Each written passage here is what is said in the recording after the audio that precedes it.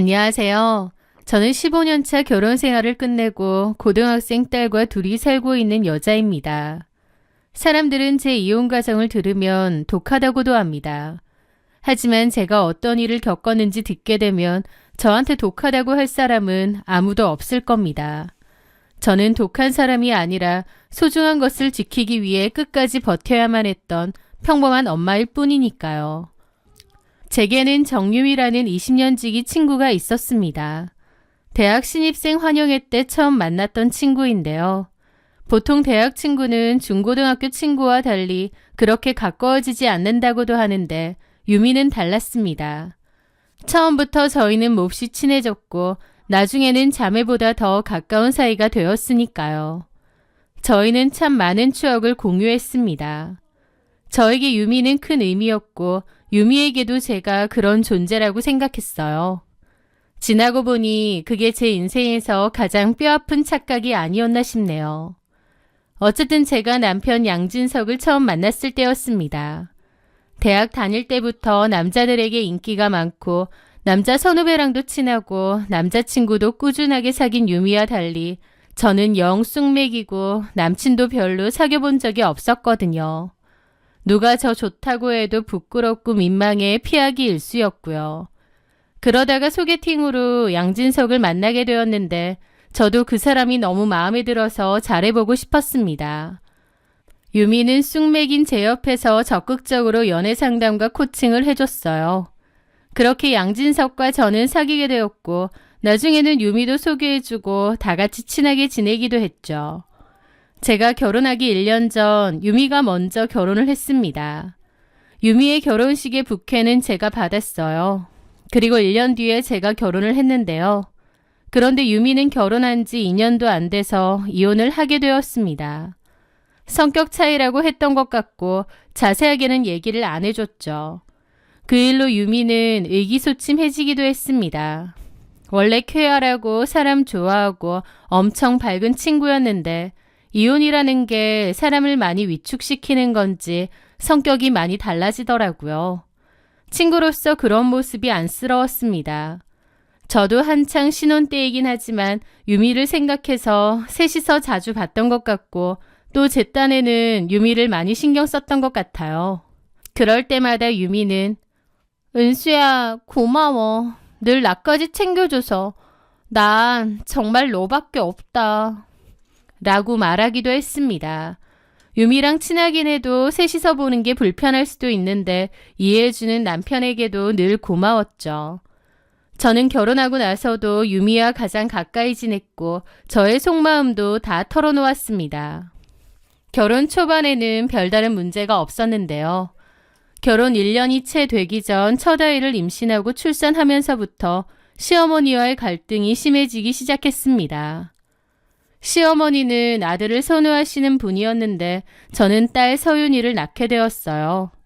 어머님은 딸이라는 사실을 알자마자 출산하면 둘째 준비를 하라고 했죠.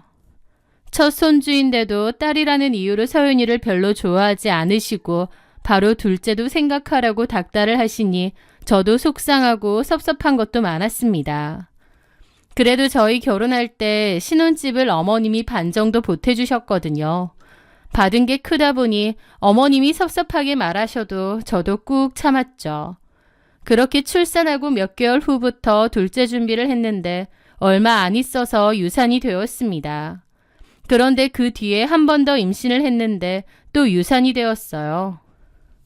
짧은 기간 안에 2번이나 유산이 된 거였죠. 병원에서는 몸 상태가 좋지 못하니 더 이상의 임신 시도는 좋지 않다고 했습니다.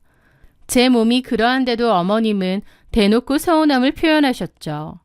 그러면서 은근 다른 친척들에게도 장난인 척 진심인 척 푸념을 하시는 겁니다. 우리 집안은 대대로 아들이 귀하잖아. 그래서 내가 다른 거 다 필요 없고 그저 아들만 하나 낳아주면 된다고 했는데 우리 며느리는 딸 하나 놓고 이제 몸이 안 좋아서 임신이 힘들다고 그러네. 아휴, 내가 결혼한다고 돈도 엄청 보태주고 그랬는데 꼭 사기당한 기분까지 든다니까. 하면서 가시돋친 농담식으로 잘 말하시더라고요. 당연히 저는 무슨 대를 잇지 못한 죄의 취급을 받는 것 같아 너무 힘들었죠. 그런 저를 더 힘들게 한 건 남편의 태도였습니다. 제 편을 들어주기는커녕 그저 방관만 했거든요. 엄마가 옛날 분이라 그러시는 거니까 네가 좀 이해해. 그 말이 전부였죠. 저는 그런 소름을 유미에게 토로를 했습니다. 그러면 유미는 마치 제일인 양 열변을 토하며 화를 내곤 했죠. 너네 시어머니도 진짜 어지간하다. 요즘 세상에 아들딸 차별이 어디 있니? 진짜 너무들 한다. 은수야, 너 기죽지 마. 마음 같아선 내가 진짜 너네 시어머니한테 가서 욕 한 바가지 해주고 싶다. 예쁜 손년딸까지 놔줬는데 왜 그런다니? 하며 저를 달래주었습니다. 유미는 어머님이 저에게 주시는 스트레스 때문에 제가 잠 못 이룰 때면 밤새 통화를 해주며 저를 위로해주곤 했습니다. 그때는 전혀 몰랐죠. 그 위로들이 사실은 제 가정이 무너지길 기다리던 하이에나의 미소였다는 걸요. 그 사이 유미는 전 남편과 재결합을 했습니다. 상당히 사이 안 좋게 깨진 줄 알았는데 알고 보니 이혼 후에도 종종 만났다고 하더라고요. 그러다가 유미가 전 남편의 아이를 임신했고 그걸 계기로 두 사람은 다시 재결합을 한다고 했어요. 첫 결혼이 2년도 안 돼서 끝났기 때문에 상당히 안 맞는 줄 알았는데 다시 재결합하고 나서는 잘 지내는 것 같았습니다. 그 유미는 둘째를 가졌고 둘 다 아들이었습니다. 아이들 키우며 유미도 안정적으로 잘 사는 것 같아서 저도 친구로서 마음이 놓였죠. 그렇게 세월이 흐르고 또 흘렀습니다. 저희 아이가 중학생이 됐을 무렵이었어요. 그맘때 유미는 또 남편과 이혼을 할지도 모른다고 했습니다. 재결합까지 했었지만 역시 안 맞는다면서 그냥 각자 갈 길 가는 게 낫겠다고 했죠. 아이들은 어쩌냐니까 전 남편이 키운다고 했고 전 남편이 해외지사로 발령이 날 예정이라 아이들을 다 데리고 갈 거래요. 그러면 유미는 혼자 살아야 될 것 같다고 했죠. 저는 유미를 위로해주고 또 응원해 주었습니다. 그런데 그맘때 저희 집에도 불길한 기운이 돌기 시작했습니다. 남편은 온라인 마케팅 회사를 법인으로 운영하고 있는데요. 부쩍 매출이 떨어지고 어려워졌다고 그랬거든요. 그러면서 남편의 귀가가 점점 늦어졌고 집에 와서도 핸드폰만 붙잡고 살았습니다. 남편 하는 일이 온라인으로 관리하는 일이다 보니 일 때문에 핸드폰을 집에서까지 보는 줄 알고 안쓰럽기도 했습니다. 그런데 조금 수상쩍었던 건 어느 날부터인가 식탁에 핸드폰을 잠깐 올려둘라 쳐도 일부러 화면이 바닥을 향하도록 돌려서 놓는 거예요. 게다가 샤워할 때도 핸드폰을 꾸역꾸역 화장실에 들고 들어갔고요. 아무리 일이 바쁘다고 해도 샤워할 때까지 핸드폰 볼 것도 아니잖아요. 그런데도 남편은 핸드폰을 열심히 사수하더라고요. 좀 유난스러운 그 모습에 저도 점차 신경이 쓰이기 시작했던 것 같습니다. 그러다가 한밤중에 문자 알림음이 울린 적이 있어요. 제가 누구냐고 물었더니 남편은 벼랑간 화를 버럭내며 사업 파트너야. 말하면 뭐 알아? 라고 쏘아붙이는 거예요. 괜히 저한테 짜증이 많아졌었죠. 하지만 그때까지만 해도 저는 그저 요즘 사업이 힘들어서 예민하구나 싶었습니다. 오히려 남편 눈치를 살피며 보양식도 열심히 챙겼죠. 그맘때 유미가 먼저 연락이 왔었습니다. 은수야, 진석 씨 요즘 사업 힘들다며? 응, 좀 그래. 넌 어떻게 알았어? 저번에 마케팅 관련해서 물어보려고 전화했다가 들었어. 자금 관련해서 힘들다고 하던데. 나 전에 일하던 회사 사장님 친척분 있잖아. 그 사람이 꽤 자산가인 투자자인데 진석 씨랑 한번 연결해 줄까? 그 말에 저는 너무 고마웠어요. 자기 일처럼 걱정하고 챙겨주는 모습에 감동받았죠. 정말? 그래 줄 수 있어? 내가 한번 다리를 놔볼게. 너 힘든 일이면 나한테도 힘든 일 아니겠니? 라며 든든한 말을 덧붙였죠. 그렇게 남편에게 말을 전했고 남편도 아니나 다를까 유미 씨한테 연락 받았다면서 너무 고맙다고 그러더라고요. 그때 이후로 남편은 유미 만나서 투자자 미팅하고 온다며 늦게 들어오는 날이 잦았습니다. 그런데 저는 오히려 안심했어요. 남편의 일이 잘 풀리나 보다 안심했고 또 다른 사람도 아니고 유미랑 같이 있다고 하니 허튼 짓은 안 하겠지 싶었거든요. 제가 참 어리석었던 거죠. 아마 제 인생에서 가장 멍청했던 믿음이 아닐까 싶습니다. 평온했던 일상이 깨진 건 어느 비오는 화요일이었어요. 중학생이었던 딸이 학원을 마치고 돌아왔는데요. 그런데 평소와 달리 아이 얼굴이 창백하다 못해 파랗게 질려 있더군요. 저는 깜짝 놀라 무슨 일 있느냐 어디 아프냐 물었습니다. 그런데 딸이 한참을 망설이다가 그러는 거예요. 엄마, 나 오늘 학원 근처에 있는 편의점 쪽으로 갔는데 거기 근처에서 아빠 차를 봤거든. 근데 아빠 차에 누가 타고 있었어. 누군데? 유미 이모였는데. 아, 그래? 일 때문에 만났나 본데. 근데 딸의 표정이 계속 안 좋더라고요. 왜 그래? 이모랑 아빠랑 차 안에서 서로 안고 있었어. 심장이 쿵 내려앉는다는 게 어떤 기분인지 그때 처음 알았습니다. 머릿속이 윙윙거리고 눈앞이 흐릿해졌죠. 정말이야? 잘못 본 거 아니고? 아니야, 내가 분명히 봤어. 유미 이모 맞았어. 아빠랑 꼭 안고 있던데.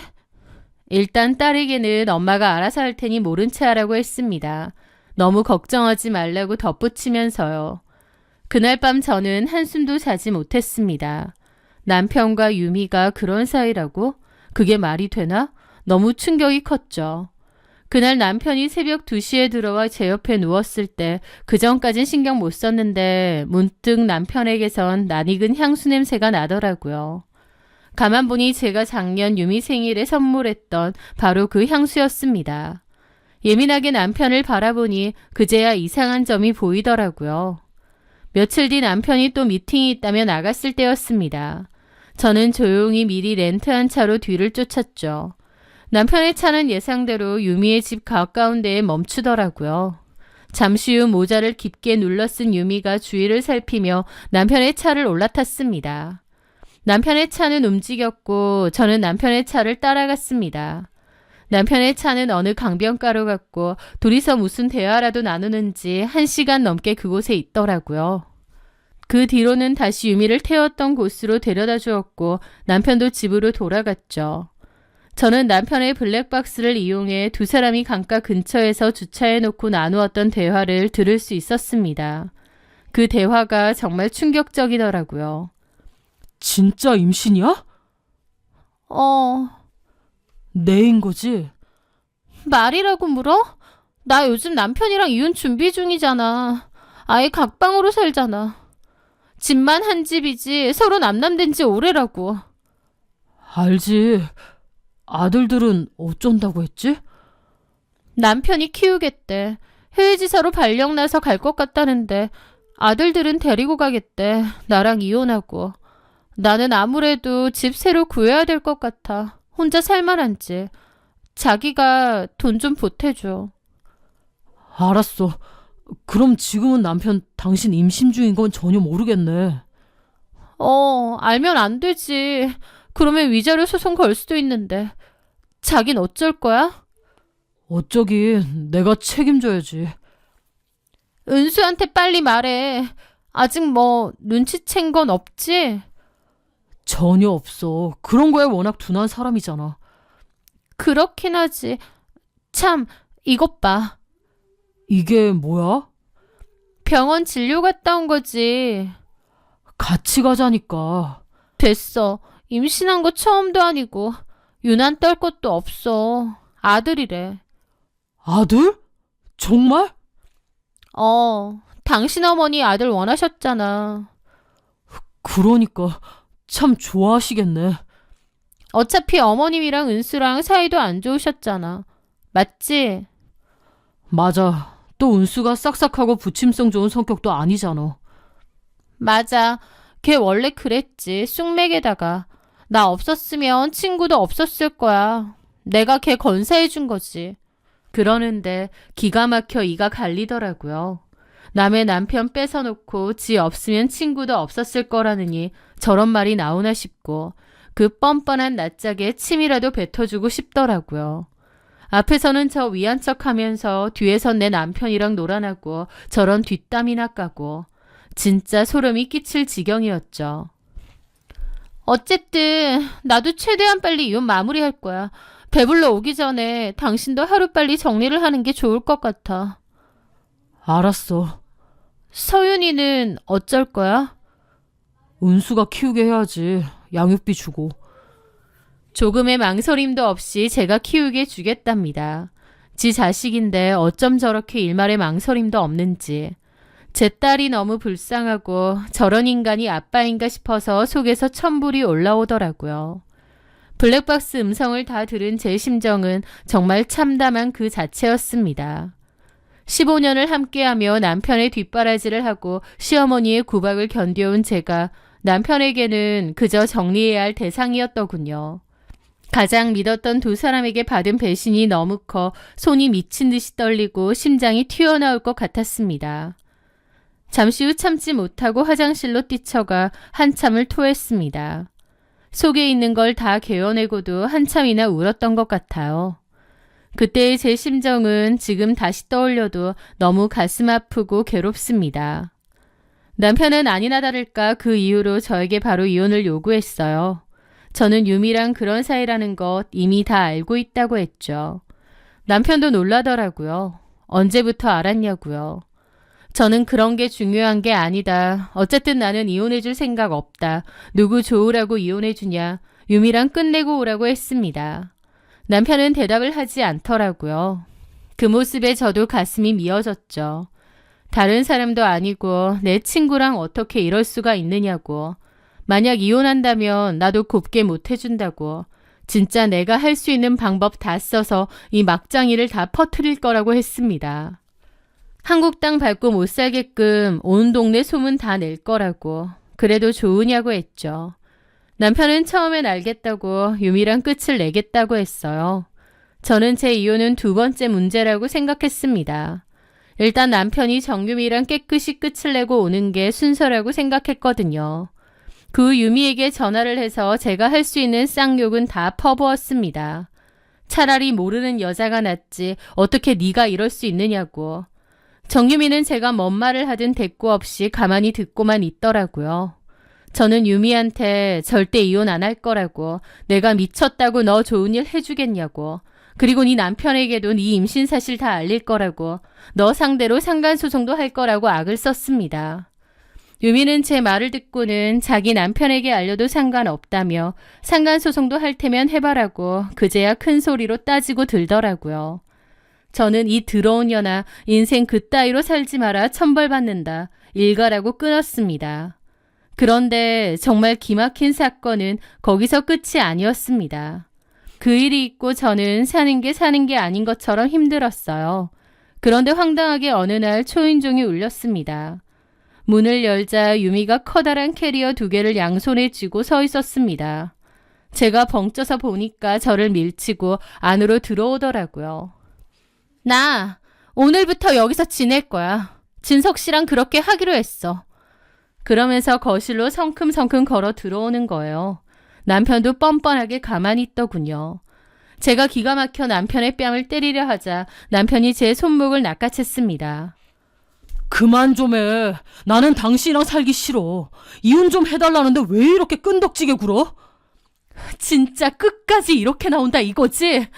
저는 이번엔 유미한테 달려들려고 했습니다. 그랬더니 남편이 득달같이 달려와 저를 밀치더라고요. 임신한 사람한테 무슨 짓이야? 야, 양진석, 네가 사람 새끼냐? 우리 이혼도 안 했고 아무것도 안 했어. 법적으로 내가 네 마누라야. 근데 어떻게 이런 짓을 벌이니? 니들은 하늘이 무섭지도 않아? 진짜 질린다. 제발 이혼 좀 해줘라. 나 너랑 살기 싫어. 도대체 언제부터야? 너네들이 언제부터냐고. 그 말에 유미가 그러더라고요. 은수야, 그게 뭐가 중요하니? 중요한 건 진석 씨랑 나랑 사랑한다는 거야. 진석 씨는 네가 너무 싫고 지겹대. 제발 정 떨어지는 짓 그만하고 이혼해줘. 야, 이 미친 것들아. 막무가내로 이렇게 밀고 들어오면 끝이야? 법적으로는 내가 양진석 마누라야. 너는 그냥 상간녀라고! 그 말에 유미가 코웃음을 치며 눈앞에서 전화를 걸더라고요. 다름 아닌 시어머니였습니다. 유미야! 어머님은 너무 다정하게 유미를 부르더라고요.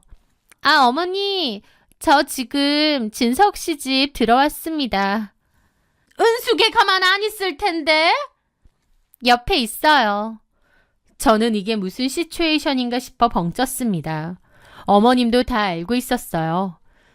다 아는 정도가 아니라 양진석과 유미의 관계를 지지하기까지 했습니다. 아마 유미가 양진석의 아들을 가졌기 때문이겠죠. 은수야, 속 좁게 굴지 말고 그냥 이혼을 좀 해라. 그 꼴 보고 너도 더 살고 싶은 건 아닐 거잖아. 어머님까지 어떻게 이러실 수가 있으세요? 내가 뭘? 그러면 네가 아들을 가지든가. 내가 말했지. 내가 너한테 바라는 거 아들 낳아주는 거밖에 없다고. 억울하면 네가 아들을 가졌어야지. 저는 어이가 없어 눈물까지 났습니다. 나는 절대 이 집에서 안 나가. 그리고 그날부터 지옥 같은 동거가 시작되었습니다. 제일 억울한 것도 전데 제일 힘든 것도 저더라고요. 남편과 정유미는 저를 투명인간 취급하며 집에서 지냈습니다. 심지어 저희 딸 앞에서도 아주 뻔뻔하게 굴더라고요. 저희 딸도 울면서 아빠랑 이모가 어떻게 이럴 수 있느냐 하고요. 아마 그것들이 원한 게 이거였나 봅니다. 저희 딸 앞에서도 저렇게 굴면 제가 저희 딸 데리고 집을 나갈 거잖아요. 그걸 원했던 거겠죠. 저는 정유미를 상대로 상간소송을 걸었는데 정유미는 눈 하나 깜짝 않더라고요. 결국 저는 이혼을 준비하게 되었어요. 그런데 저도 가만히 이혼해 줄 순 없었죠. 저도 저만의 복수를 해야겠더라고요. 저와 딸아이를 투명인간 취급하며 제 집 안방을 차지한 그 인간들을 그냥 곱게 보내줄 수는 없었죠. 저는 그날부터 남편의 뒤를 캤습니다. 남편은 제가 완전히 의지를 잃었다고 생각했는지 제 앞에서도 유미와 시어머니랑 셋이 앉아 대놓고 아이 이름을 고민하기까지 하더군요. 저는 그들 앞에선 무기력하고 무력한 척했지만 뒤로는 철저히 자료를 모으고 이혼 준비를 하고 있었습니다. 저는 남편의 서랍에서 법인 공인인증서와 비밀번호를 확보했습니다. 그러다가 남편이 매달 유미의 계좌로 돈을 입금했다는 걸 알게 되었어요. 애초에 사업이 많이 어렵다는 것도 거짓말이었고 유미에게 돈을 정기적으로 이체했더라고요. 회사 돈을 사적 유용으로 쓴 거죠. 저는 그맘때 정유미의 핸드폰을 몰래 빼돌렸습니다. 그리고 뒤져보게 되었는데 또 하나의 경악할 만한 사실을 알게 되었죠. 알고 보니 정유미와 전 남편은 다시 화해를 했고 같이 외국으로 가자는 얘기까지 나누고 있었던 겁니다. 정유미가 전 남편에게 자기가 셋째 임신을 했다고 했고 정유미 남편이 정유미한테도 이혼은 없던 일로 하고 외국으로 같이 가자고 했던 거죠. 사실 정유미는 제 남편보다는 자기 남편에게 마음이 더 컸을 겁니다. 애들도 있고요. 그런데 전 남편이랑 이혼하게 됐으니 홧김에 제 남편하고 놀아난 게 아닌가 싶기도 하더라고요. 진짜 나쁜 년이죠. 지가 혼자 된다고 친구 남편부터 탐낸다는 게요. 어쨌든 저는 그러한 대화 내용도 다 캡처를 해두었습니다. 그 후 저는 국세청과 검찰에 보낼 횡령 자료를 준비하게 되었습니다. 언제든지 보낼 준비가 되어 있었죠. 그와 동시에 이혼과 정유미에 대한 상간소송도 동시에 준비를 하고 있었습니다. 저는 집으로 시어머니를 불렀습니다. 이혼해 줄 거고 마지막으로 할 말이 있다면서요. 그리고 남편과 어머님 정유미를 앞에 두고 서류봉투를 건넸죠. 진석 씨, 그리고 어머님, 원하던 대로 이혼해 줄게요. 그런데 그 전에 이거 먼저 보세요. 제가 서류봉투를 내밀자 남편은 의아한 표정으로 봉투를 열었습니다. 그 안에는 유미와 전 남편이 나눈 대화 캡처가 그대로 들어있었어요. 사실 뱃속에는 유미 전 남편의 애였고 둘이서 화해하고 같이 외국으로 가려고 한 것까지도요. 남편의 얼굴이 흑빛으로 변해갔습니다. 입술을 파르르 떨며 그 종이들을 보던 남편이 고개를 들어 유미를 쳐다봤죠. 정유미, 이게 뭐야? 뱃속에 있는 애가 내가 아니야? 네 전 남편 애야? 그 순간 유미도 당황해서 남편 손에 들린 서류 봉투를 뺏어보더라고요. 그러더니 놀라서 저를 쳐다보는 겁니다. 저는 코웃음 치며 말했죠. 그러게 왜 본처랑 한 집에 같이 사니? 네 핸드폰 얼마든지 나도 볼 수 있다는 거 몰랐어? 너 전 남편이랑 화해하고 같이 외국 가기로 했다며? 그럼 언제까지 이 연극 계속 하려고 했던 거니? 정유미가 어버버 하면서 말을 못하더라고요. 이미 지 전 남편이랑 다시 재결합해서 외국으로 가려 했겠지만 제 남편이 매달 거금의 돈을 보내주니 그걸 당장 포기하기 힘들었겠죠.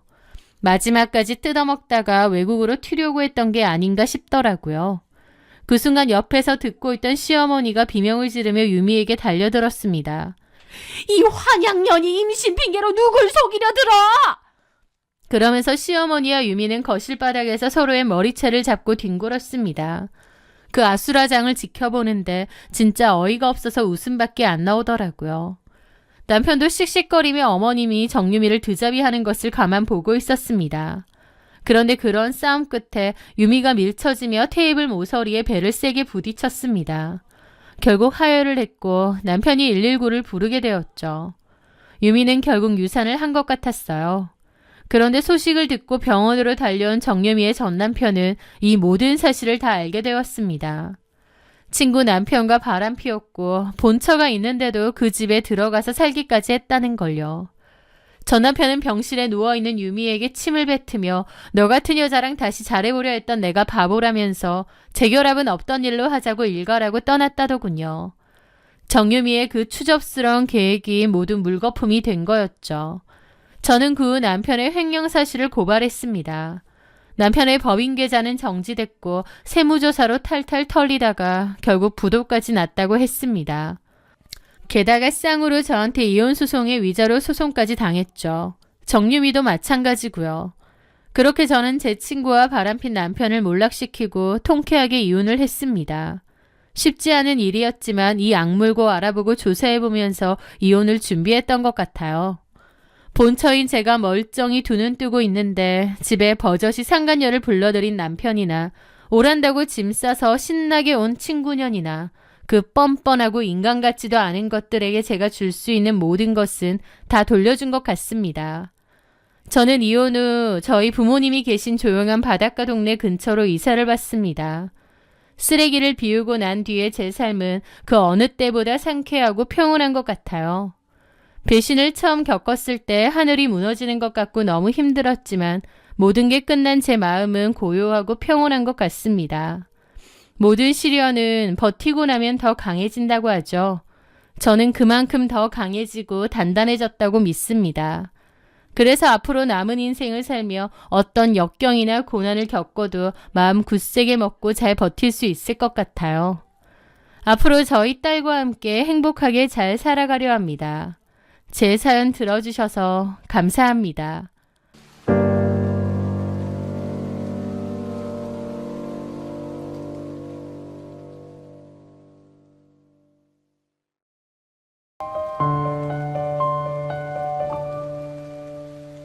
안녕하세요. 저는 현재 초등학생 아들을 키우며 떡볶이 가게를 운영하고 있는 송혜진이라고 합니다.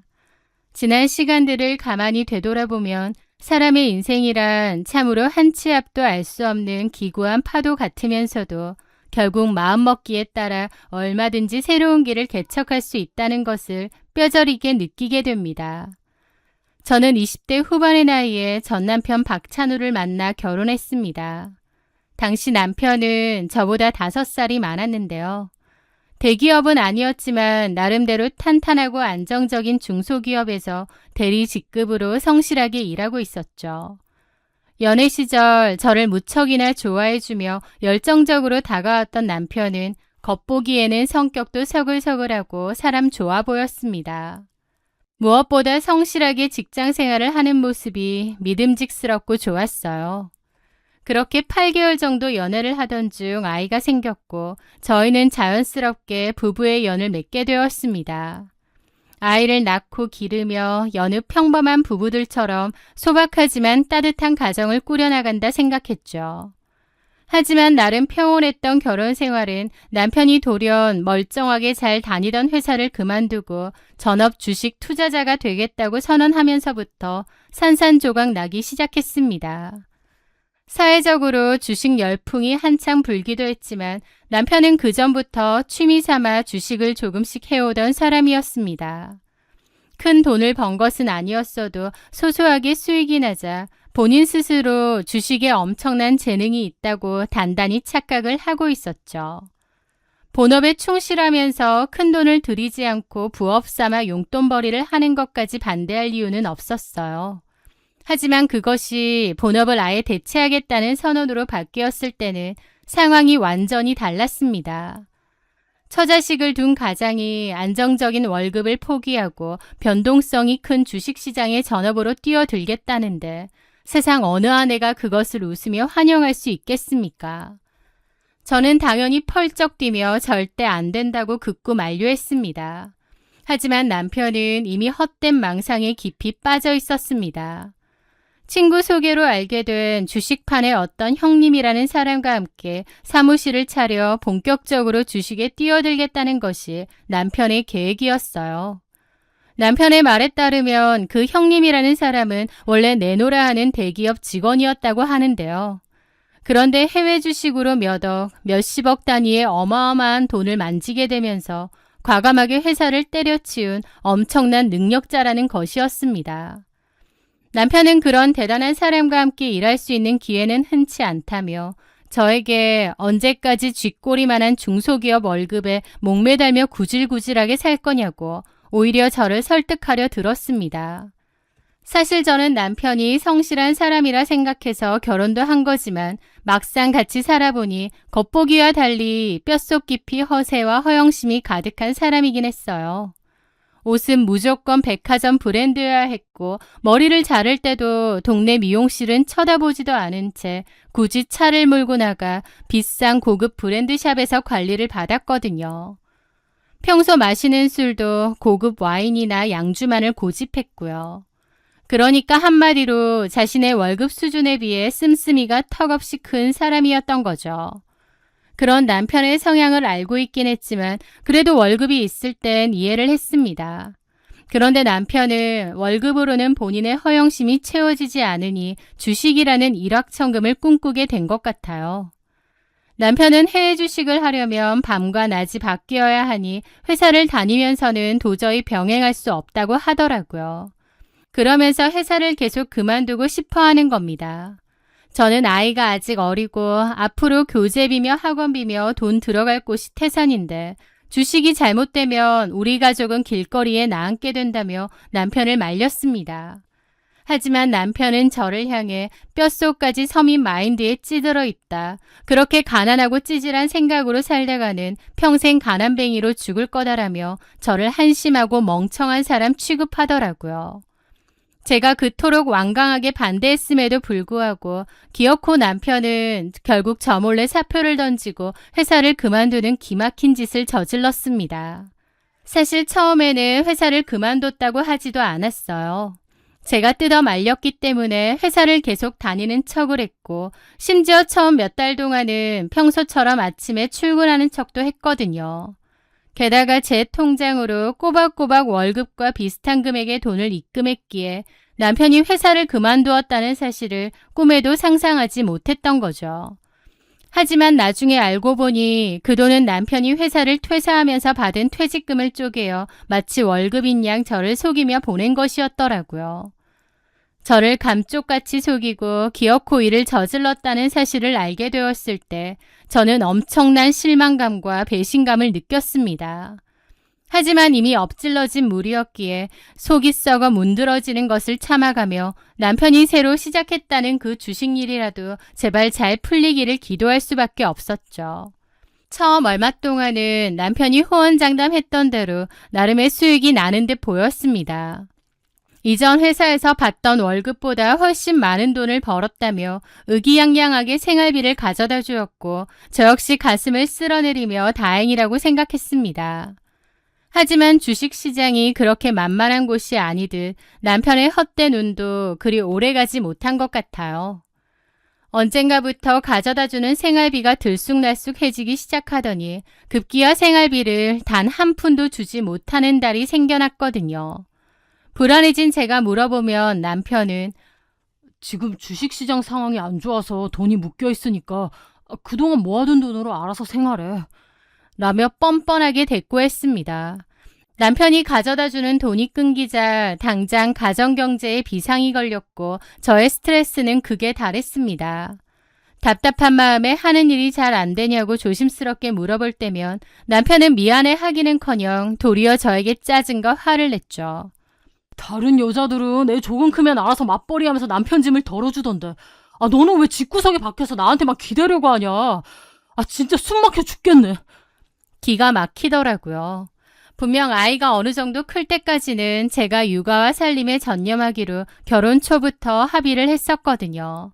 심지어 남편 본인 입으로 나한테는 집안일이나 육아를 시키지 말아달라. 내가 돈을 전적으로 벌어오겠다고 했기에 그렇게 합의를 한 거였습니다.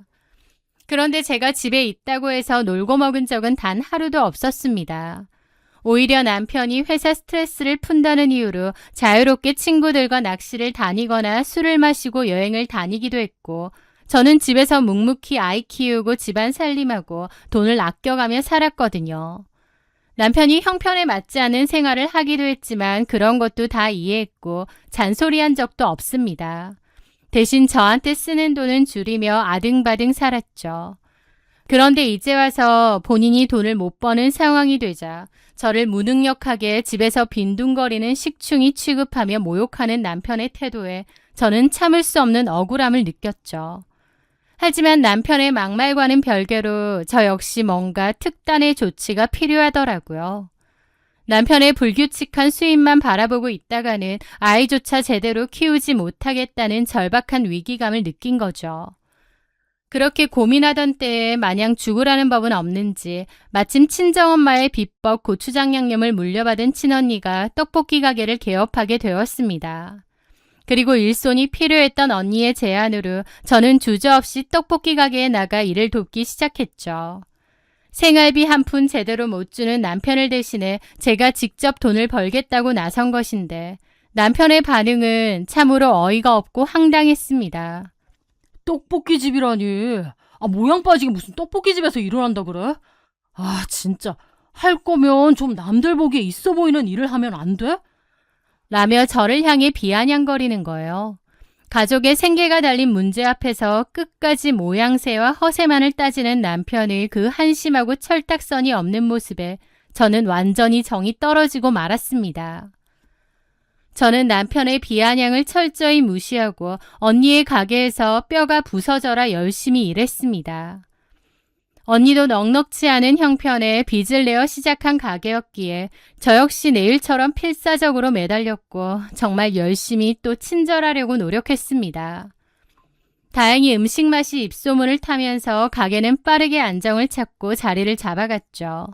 반면 남편은 끝없는 나락으로 떨어지고 있었습니다. 그런데 황당하게도 버는 돈은 쥐뿔도 없는 주제에 씀씀이는 예전보다 훨씬 더 커진 거예요. 왜냐면 주식을 배운다는 그 정체 모를 형님이라는 사람과 어울려 다니며 눈이 올라갔거든요. 비싼 골프용품과 골프웨어를 사더니 차도 외제차로 바꾸고 싶다며 철없는 노래를 부르고 다녔습니다. 저는 남편이 그래도 본전 정도는 찾으면서 하는 줄 알았어요. 그런데 나중에 알고 보니 남편은 마지막 보루였던 퇴직금마저 주식 투자로 모조리 날려먹고 있는 상태였던 거예요. 그러면서도 저에게는 나를 믿고 기다려라며 허풍만 떨어댔고 놀고 먹으면서 집안일과 육아는 여전히 나 몰라라 한 겁니다. 심지어 말이라도 이쁘게 하면 밉지는 않죠. 식당에서 하루 종일 일하고 녹초가 되어 돌아와서 밥 한 술 뜨고 있자면 그런 저를 보며 혀를 차는 거예요. 밥 먹는 꼴 좀 봐라. 이제 식당 아줌마 다 됐네. 왜 시비야? 나 오늘 바빠서 저녁도 제대로 못 먹고 일했거든? 알았어. 먹어. 누가 뭐래? 당신이 지금 뭐라고 하잖아. 그냥 장난친 거야. 이런 것도 그냥 못 넘어가? 사람이 왜 그렇게 여유가 없어. 그러지 마. 얼마나 억척스럽고 보기 싫은 줄 알아? 진짜 딱 떡볶이집 아줌마 같아. 뭐라고? 남편은 저를 깎아내리며 자리를 피하더라고요. 또 한 번은 아니, 근데 몸에 고추장 신내 날 때까지 일하는데 채용은 가족 부려먹으면서 월급 좀 안 올려줘? 그 코딱지만한 월급 받으려고 이렇게 고생하면서 사는 거 이해가 안 된다. 막말로 처형 배불러주려고 당신이 고생하는 거 아니야? 지금 말 다 했어? 우리 언니도 빚내서 시작한 거고 그래도 동생이라고 나 월급도 얼마나 잘 챙겨주는데 무슨 그런 소리를 해. 우리 언니가 그럴 사람이야? 아니, 나는 꼴랑 그 돈 받으려고 이렇게 하루 종일 아등바등하는 게 이해가 안 돼서 그렇지. 그러면서 제가 하는 일 저희 가족까지 무시하더라고요. 본인은 주식으로 쉽게 돈을 벌 수 있다 생각하니 제가 피땀 흘려 버는 돈을 무시하는 겁니다. 그런 일들이 반복되면서 어느새 제 마음속에서 남편에 대한 실망이 쌓여갔죠. 그러던 어느 날 남편의 추악한 민낯을 완전히 확인하게 된 결정적인 사건이 터졌습니다. 제가 일하는 떡볶이 가게의 휴무일이라 오랜만에 가족이 다 함께 저녁을 먹으러 집 근처 숯불 돼지갈비집에 갔을 때였어요. 아이가 돼지갈비를 먹고 싶다고 해서 일부러 찾아간 곳이었는데 사실 남편은 식당 문을 열고 들어설 때부터 불만이 가득하더라고요. 옷에 고기 냄새가 밴다느니 식당 분위기가 너무 서민적이고 시끄럽다느니 하며 처음부터 입이 대빠른 나와 툴툴거리는 거예요. 저는 애써 남편 말을 모른 채 하며 살코기를 살뜰히 잘라 남편과 아이에게 덜어주었습니다. 그런데 남편은 고기를 몇 점 깨작거리더니 살점이 고스란히 붙어있는 큼지막한 갈빗대를 뜯기도 귀찮다며 버리려는 거예요. 갈빗대에 붙은 고기가 아까웠던 저는 남편이 버리려던 그 갈빗대를 제 앞접시로 가져와 남은 살코기를 야무지게 뜯어먹었습니다. 뼈에 붙은 고기가 제일 맛있는 건데 이걸 이렇게 안 먹고 버리면 어떡해, 아깝게. 그런데 갈빗대를 뜯어먹고 있던 저를 바라보는 남편의 시선이 심상치 않았습니다. 고개를 든 순간 마주친 남편의 눈빛은 무슨 짐승을 쳐다보듯 혐오감과 경멸로 가득 차 있었거든요. 그 시선을 느낀 저도 멈칫했죠. 왜 그렇게 쳐다봐? 너는 무슨 여자가 남들 다 보는 식당에서 갈빗대를 그렇게 개걸스럽게 뜯어먹냐? 뼈에 붙은 고기가 그렇게 맛있어? 누가 볼까 창피해 죽겠다. 너는 어째 갈수록 왜 그렇게 궁상맞고 억척스러워지냐? 남편은 멈추지 않고 제 옷차림까지 위아래로 훑어보며 비난을 이어갔습니다. 그리고 그 옷꼬라지는 또 그게 뭐야? 5년 다 넘은 그 낡아 빠진 옷 조가리 입고 나와서 갈빗대나 쪽쪽 빨고 있고. 너 진짜 교양도 없고 억척스러워 보여. 그 순간 저는 망치로 머리를 세게 얻어맞은 듯한 충격과 함께 서러움의 눈물이 왈칵 쏟아질 뻔했습니다. 제가 누구 때문에 새 옷도 못 사고 낡은 옷을 입고 다니고 제가 왜 그렇게 갈빗대 하나라도 깨끗이 발라가며 먹는데요. 생활비 제대로 주지 않으면서 본인 돈만 펑펑 쓰는 남편을 대신해 어떻게든 살아보려고 아등바등 버텨왔습니다. 자신의 사치와 무능력을 온몸으로 막아내며 헌신한 아내에게 고마워하기는커녕 도리어 억척스럽고 궁상맞다며 혐오하는 남편의 태도에 저는 이루 말할 수 없는 깊은 절망과 한멸을 느꼈습니다. 그날 저는 입맛이 떨어져 더 이상 먹지 않았어요.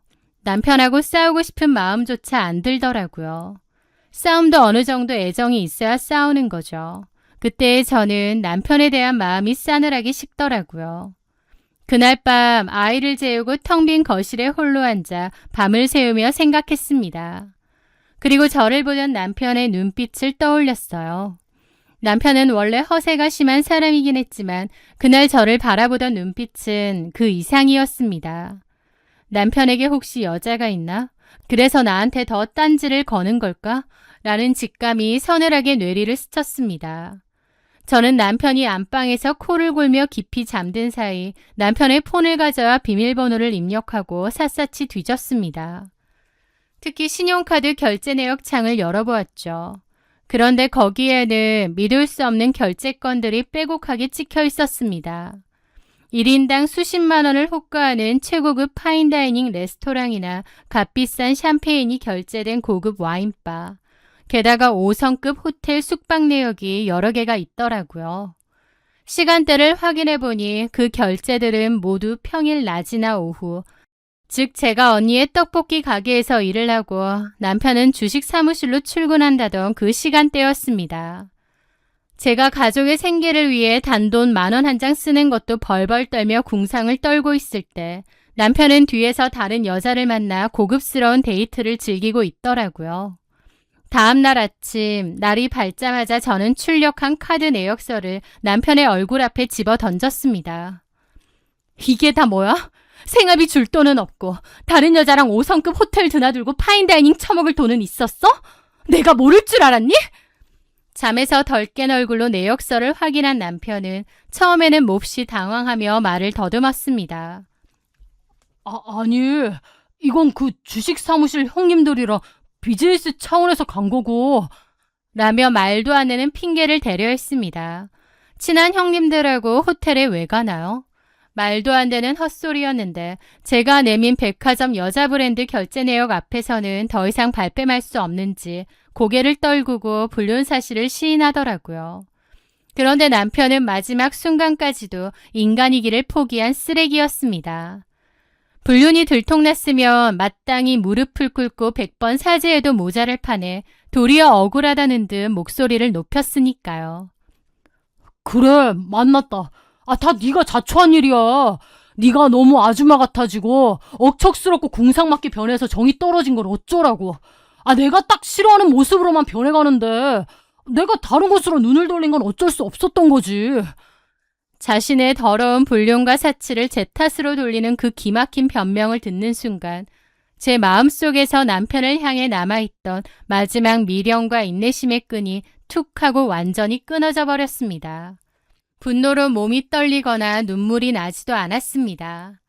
오히려 머릿속이 겨울의 얼음물처럼 아주 차갑고 투명하게 맑아지는 것을 느꼈습니다. 그동안 저는 이혼을 하면 아이에게 아빠 없는 상처를 주게 될까봐 두려워서 이 썩은 동아줄을 억지로 부여잡고 있었던 것 같아요. 하지만 이제는 정말 미련 없이 이 쓰레기 같은 인연을 놓아버려야 할 때라는 것을 깨달았습니다. 저는 남편을 향해 한치의 떨림도 없는 목소리로 싸늘하게 내뱉었습니다. 그래, 내가 억척스럽고 궁상 맞아서 네 고상한 비위를 못 맞춰주니 우리 여기서 그만 끝내자.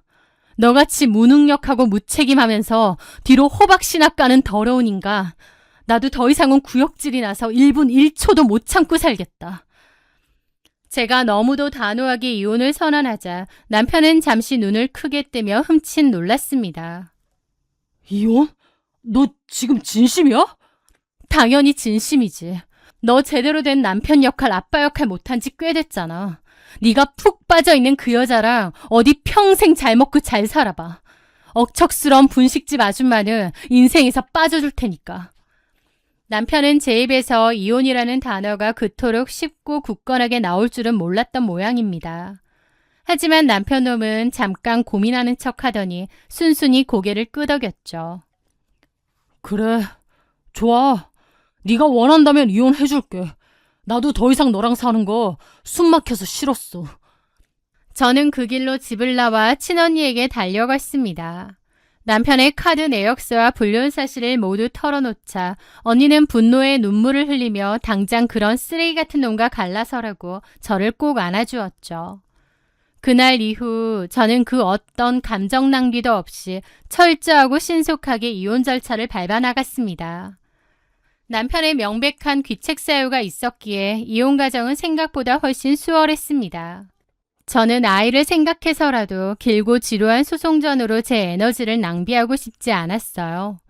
저는 남편에게서 아이의 양육권을 당연하게 가져왔고 남편이 가진 알량한 재산 중에서도 위자료 명목으로 제가 가져올 수 있는 최대치의 돈은 다 받아냈습니다. 그렇게 저는 빠르고 깔끔하게 이혼을 했고 지긋지긋했던 결혼 생활에 마침표를 찍었죠. 아무리 쓸모없는 남편이라고 해도 이혼에 대한 막연한 두려움과 걱정이 꽤 컸었는데요. 이혼 후 저의 삶은 놀라울 정도로 평화롭고 활기차게 변해가더라고요.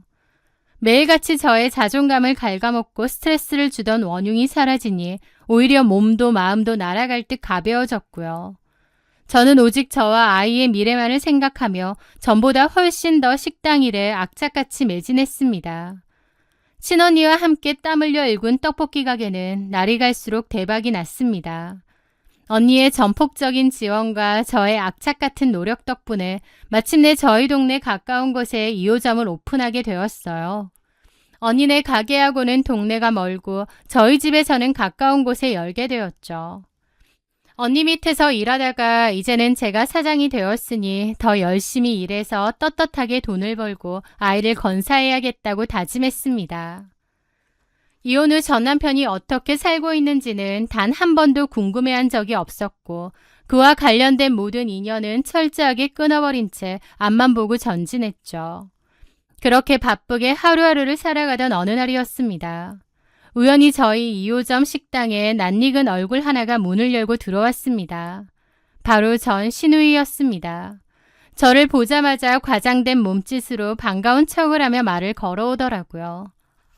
어머, 옳게 많네. 얘기는 들었는데 가게 열었다고.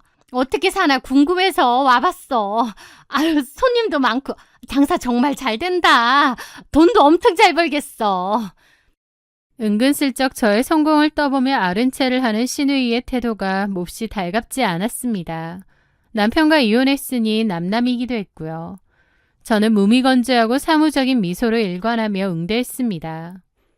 잘 지내셨죠? 나는 똑같지 뭐. 근데 찬우는 좀 많이 안 좋아. 신우이는 제가 묻지도 않은 전 남편의 처참한 근황을 제발 좀 들어달라는 듯이 주저리 읊어대기 시작했습니다. 찬우 소식 못 들었어? 애가 지금 완전 망가져서 폐인이 다 됐는데 주식한다고 멀쩡한 회사 때려치울 때부터 내가 알아봤어야 했어. 그 주식 사무실 형이라는 놈 알고 보니까 완전 전문 사기꾼이었대. 우리 찬우 퇴직금 다 턴 것도 모자라서 빚까지 지게 만들었잖아. 아휴, 사기꾼 새끼들. 여기까지는 어느 정도 예상했던 바였습니다. 하지만 신우이의 입에서 나온 다음 이야기는 정말이지 기가 막힐 노릇이었습니다. 게다가 찬우랑 만나던 그 박지은이라는 여자 말이야. 찬우는 그 여자가 돈도 많고 그런 부잣집 아가씨인 줄 알았던 모양이야. 우리한테도 그렇게 얘기했고. 근데 알고 보니까 그냥 술집 아가씨고 그 주식 가르쳐준 형이라는 놈이랑 다 한 패거리였나 봐. 찬우 퇴직금 다 날려먹고 빚까지 않고 빈털털이 되니까 그 여자도 바로 잠수 탔어. 아휴, 내가 정말 속이 썩는다. 생각지도 못한 전 남편의 근황을 듣게 된 저는 기가 차서 헛웃음이 나더라고요.